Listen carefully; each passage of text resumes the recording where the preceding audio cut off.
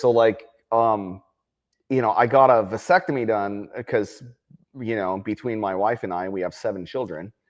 And she was like, I don't want to give birth to any more children now. I'm kind of done. The portal's closed. That's how she puts it. She's like, for a while there, she's like, I feel like in this lifetime I've just been a portal letting other people come through into this world.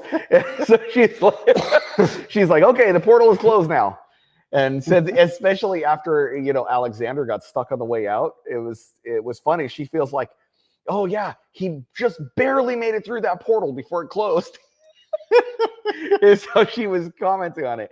So anyway, so I went in and I got the vasectomy done. And after the vasectomy was all done, and I called my wife and I said, and on my way to the car, and I go and I sit in the car, and of course I'm still numb, so it's not like I'm not in a lot of pain. I'm still walking funny at this point because I have a giant ice pack there. But I get inside the car and I sit down and I call my wife and I'm like, oh yeah, deed's done. And she goes, oh yeah, how was it?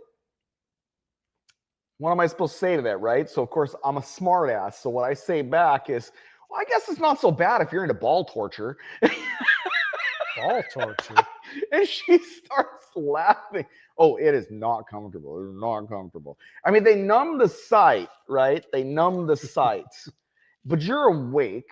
You're laying there. And there's a thing covering you. Anybody who doesn't like, any of this can totally turn it off. I promise you, it's not graphic and it's not going to be about blood and guts. Toughen up. Though there is a little bit of talk about the ins and outs of something like this. But anyway, so they put the sheet down and then they basically all you have is your sack hanging out and you have this whole thing covering you. And you get the little sack hanging out.